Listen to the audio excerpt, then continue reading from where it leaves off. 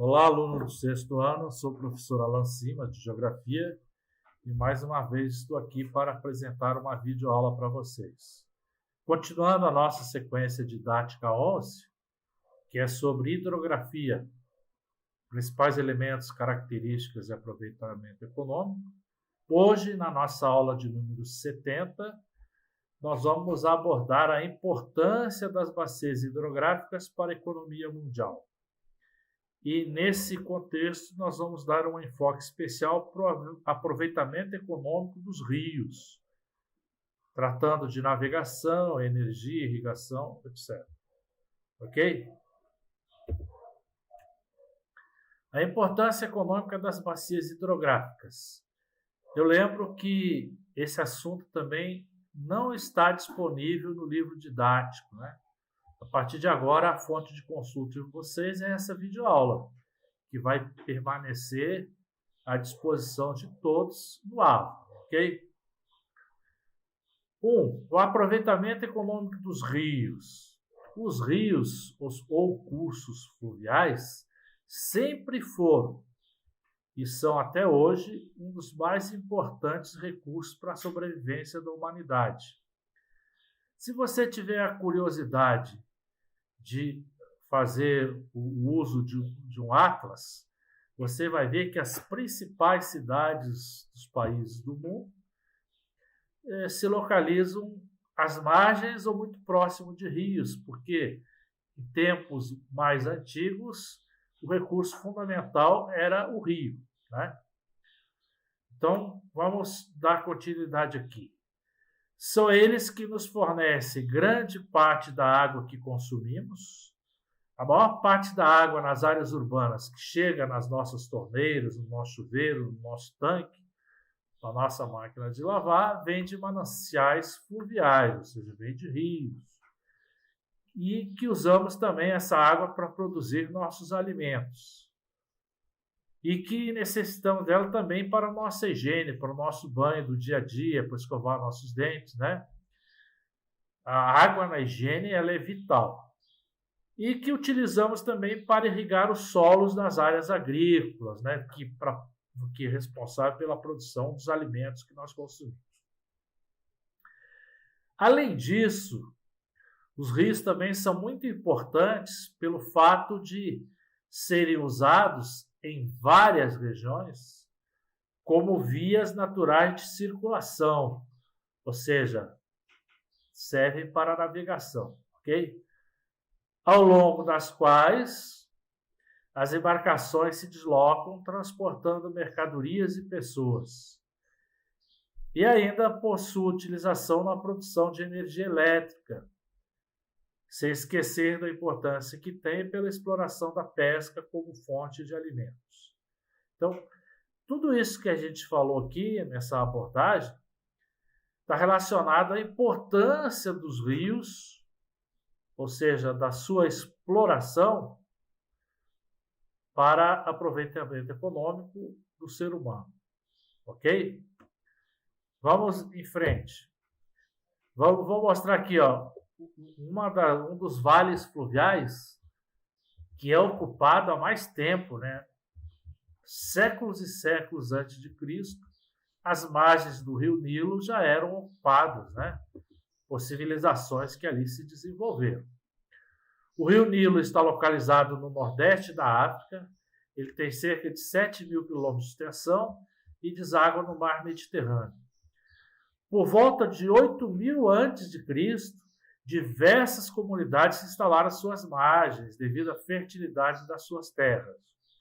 A fertilidade está ligada ao humus depositado nas margens do rio no período das cheias, né?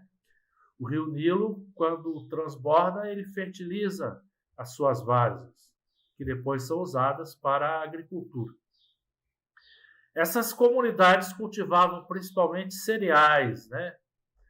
Principalmente trigo, cevada, linho e leguminosas.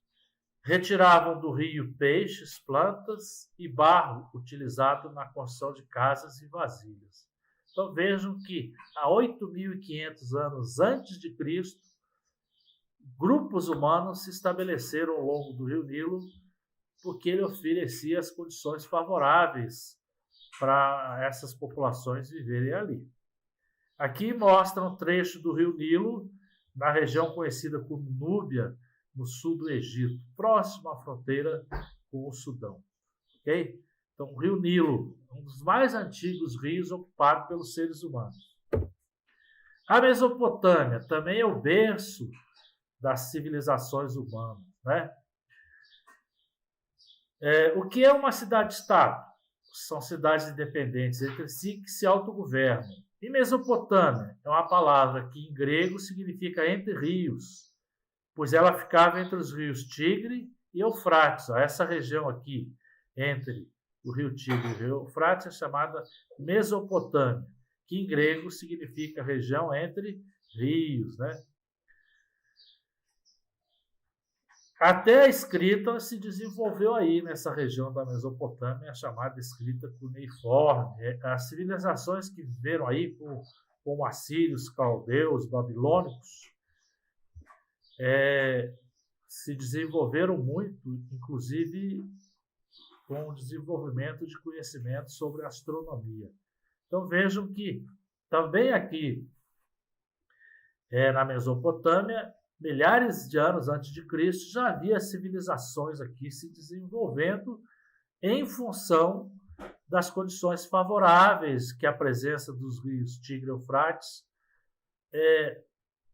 permitia para esses grupos humanos se estabelecerem aí. Ok? Os rios relacionados à economia. Os rios de Planalto, por passar por terrenos acidentados, é melhor aproveitado para a geração de energia elétrica. Então, as hidrelétricas geralmente são instaladas em rios geralmente não, na maioria das vezes, né? Praticamente é sempre nos rios de Planalto, porque eles têm maior potencial hidrelétrico, que o rio de Planalto tem uma correnteza mais forte, que favorece para gerar energia elétrica. Os rios de planície ou sem desníveis não apresentam quedas bruscas e sua maior utilidade é o transporte fluvial. Então veja aqui uma barcaça carregando produtos. O transporte fluvial é a principal utilização econômica em termos de transporte que os rios oferecem, né? E os rios de Planalto, por serem cachoeirados, e tem maior potencial para a geração de energia elétrica, onde estão as usinas hidrelétricas, como essa que aparece aqui, ok? Então, o rio de Planalto favorece a geração de energia elétrica e o rio de planície favorece o transporte fluvial, ou seja, a navegação. O uso dos rios para a navegação. O uso dos rios como vias de transporte origina as chamadas hidrovias.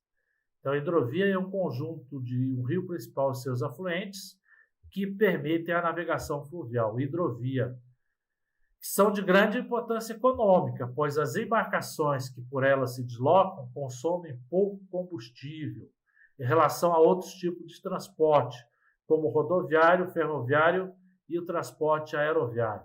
O transporte de carga e de passageiros mais barato que existe é o transporte por hidrovia, transporte fluvial, porque você com um rebocador, você reboca uma quantidade de chatas, uma grande quantidade de mercadorias.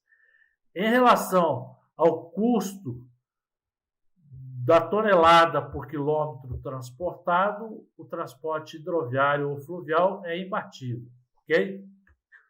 Os rios de planícies são os mais favoráveis à navegação, visto que não apresentam corredeiras nem cachoeiras, que são obstáculos que inviabilizam esse meio de transporte. Por isso, os rios de planície são intensamente navegados. Dentre os rios mais navegados do mundo, destacam-se o Rio São Lourenço, entre o Canadá e os Estados Unidos, porque ele liga a região dos Grandes Lagos ao Oceano Atlântico, o Rio Mississippi, que liga o meio oeste americano com o Golfo do México, e na Europa os rios Reno e Danúbio são intensamente navegados. Segundo alguns estudiosos, o Rio Reno é, em termos de transporte fluvial, o mais navegado do mundo, ok? E o Rio Danúbio, além de ser muito navegado, ele favorece a comunicação entre os países, porque ele banha diversos países, né? Na Ásia e na África, devido ao baixo nível socioeconômico dos países, os rios têm menor importância econômica, eles não são tão aproveitados, por exemplo, para a geração de energia elétrica, eles não são aproveitados para o transporte de carga de alta performance, mas eles têm maior importância social, porque às margens dos rios vivem milhões de pessoas dependendo deles para a agricultura de subsistência. Por isso que eles têm maior importância social para os grupos humanos que habitam as suas bacias. Ok? No Brasil, a navegação fluvial como meio de transporte representa só 2,7% de todo o transporte de carga nacional, sendo a maior parte na região amazônica, onde esse é o principal meio de transporte. É a única região brasileira onde o transporte principal é o hidroviário, a navegação fluvial, e não o rodoviário, ok? Porque a Amazônia oferece condições favoráveis a isso. Nas outras regiões brasileiras, são rios de planalto, que têm muitas cachoeiras e corredeiras e dificultam a navegação. Já na Amazônia, a maior parte do curso dos rios ocorre em áreas planas, onde a navegação é plena durante o ano inteiro. Eu coloquei duas imagens aqui, né? Uma embarcação de transporte fluvial pelo rio Amazonas e a navegação pelo rio Reno. Isso aqui é um trecho lá na Alemanha. Vejam que as barcaças vão carregadas de mercadorias. Você vê que uma barcaça dessas, ela transporta inúmeros contêineres. Uma barcaça dessas, ela pode transportar a mercadoria que você teria que usar 10 ou 12 carretas no transporte rodoviário. Por isso que é econômico, né? Esse meio de transporte. Vamos em frente? O uso dos rios para irrigação, que é uma prática muito antiga, né? Há 8.500 anos antes de Cristo, já se usava o rio para irrigação no Vale do Rio Nilo e na Mesopotâmia. A irrigação consiste na retirada de água dos rios para uso nas áreas de cultivo. Isso aí explica a concentração populacional histórica ao longo de rios como o Nilo, o Tigre e o Eufrates, pois eles atravessam extensas áreas desérticas, onde eles são a única fonte de água permanente. Ok? No Brasil, a irrigação é mais expressiva na bacia do São Francisco. Por quê?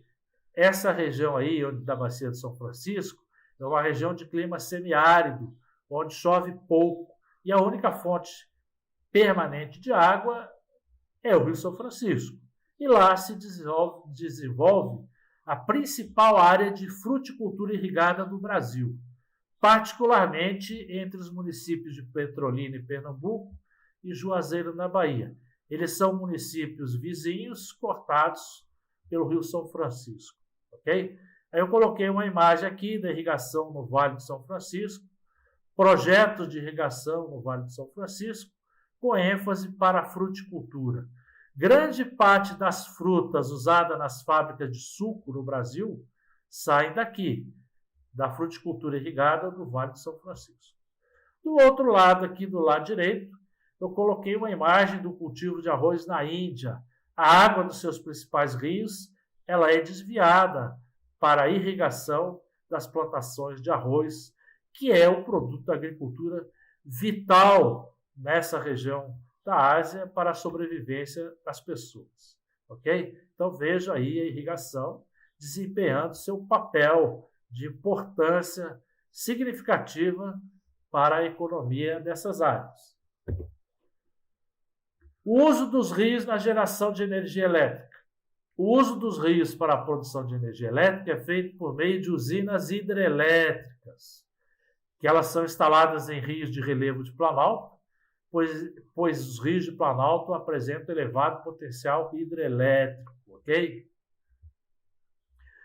Os Estados Unidos e o Canadá são os maiores produtores de hidroeletricidade do mundo, com destaque para a bacia do Rio Colômbia, no Canadá, e para a bacia do Rio Colorado, nos Estados Unidos. São as duas bacias mais aproveitadas para a geração de hidroeletricidade nesses dois países.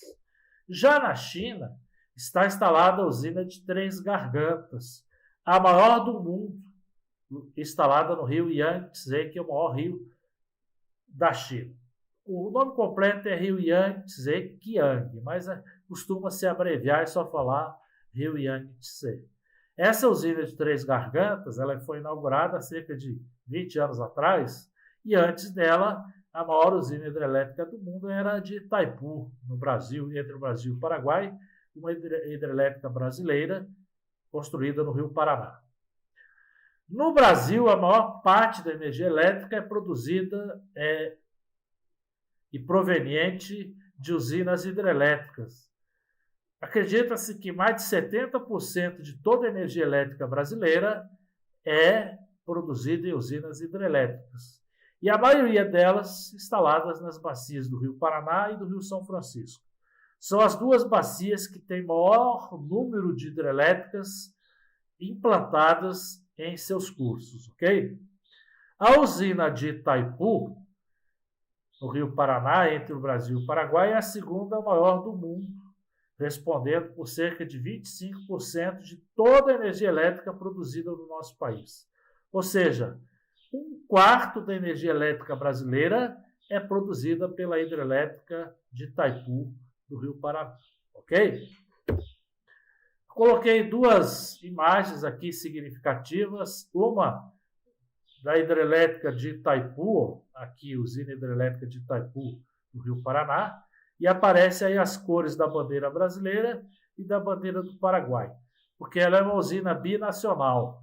Na verdade, o Paraguai se associou ao Brasil porque parte do lago da hidrelétrica de Itaipu alaga o território do Paraguai. Mas os investimentos, a manutenção, a distribuição, tudo é por empresas brasileiras, ok? Mas não deixa de ser uma usina binacional. Daqui é a segunda maior do mundo, e aqui é a maior do mundo, a usina hidrelétrica de Três Gargantas, no Rio Yangtze, na China. Ok? Então temos aí as imagens das duas maiores hidrelétricas do mundo. Vamos aos nossos exercícios de fixação, que são de grande importância para fixar o conteúdo que você acabou de aprender, ok? Número 1. Sobre o uso dos rios para navegação, marque V ou F. Letra A. O transporte por hidrovias é menos econômico que os outros meios de transporte? Falso. Ele é o mais econômico do que qualquer outro meio de transporte, ok? Ele é o mais econômico porque ele gasta menos combustível.